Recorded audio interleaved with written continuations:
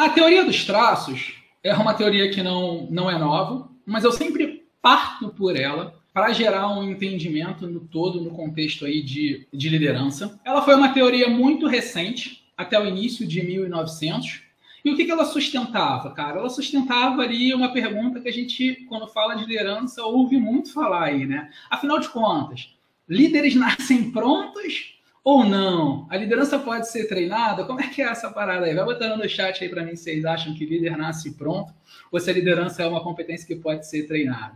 Aqui no meio dessa teoria, ela reforçava ali, ela ressaltava, né, que o líder nascia pronto a partir de seus aspectos físicos e comportamentais. A verdade, pessoal, é que esse modelo ele recebeu muitas críticas. A gente tem que pensar no modelo não com a cabeça de hoje ou com o conhecimento e desenvolvimento humano que a gente vê hoje. A gente tem que pensar no modelo lá atrás, tá? Quando ele começou a ser desenvolvido, quando ele começou a ser criticado, quando várias referências que a gente conhece hoje não eram sequer comentadas. Naquela época não se falava muito de competências, por exemplo, de uma gestão por competências. Naquela época, ser inteligente, muitas vezes, era atrelado única e exclusivamente ao QI, o coeficiente de inteligência, que valorizava ali o raciocínio lógico, os aspectos lógicos e matemáticos. Não se falava, por exemplo, na teoria de múltiplas inteligências, né, e uma série de outros conhecimentos que a gente sabe que existe hoje.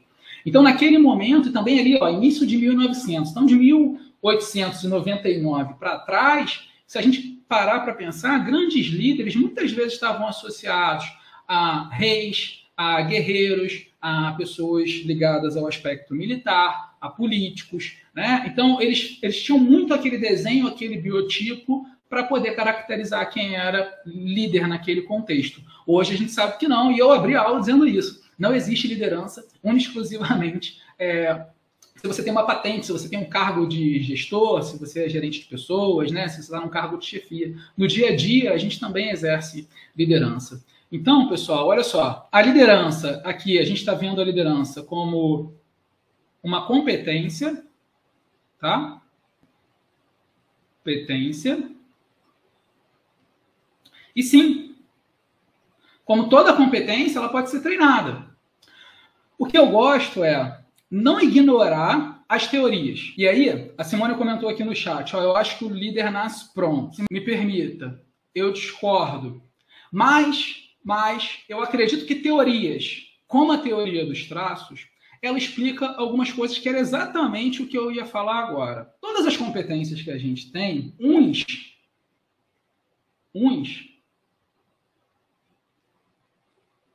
têm mais. Outros, nem tanto.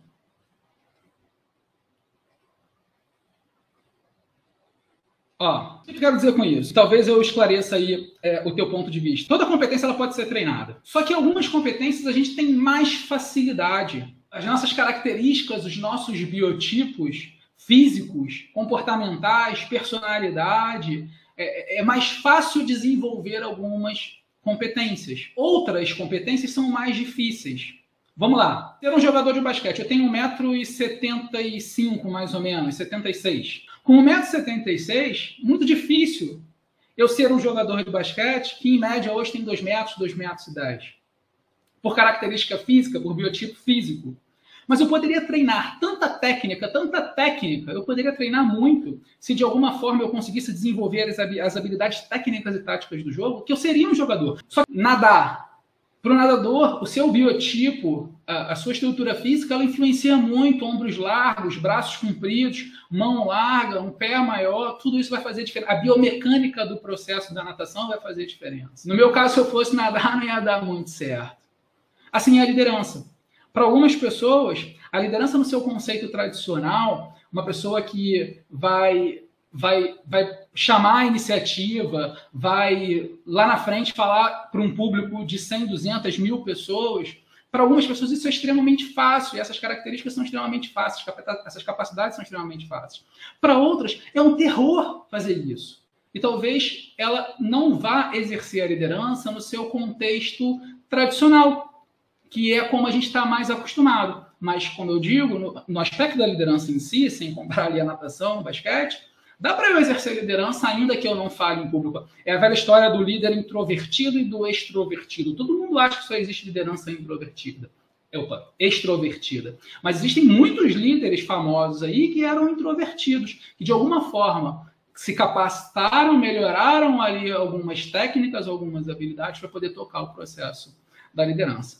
Então ela pode ser treinada, mas sim, eu concordo que alguns podem ter mais facilidade para uma coisa do que para outra. Fitos Life, meu camarada Rafitos, perguntou aqui, ó, como alguém que não é líder pode se sentir preparado para assumir uma liderança quando a oportunidade aparece? Sendo um líder não oficial antes, Rafa, eu vou assumir a tua pergunta num processo tradicional de empresa, tá?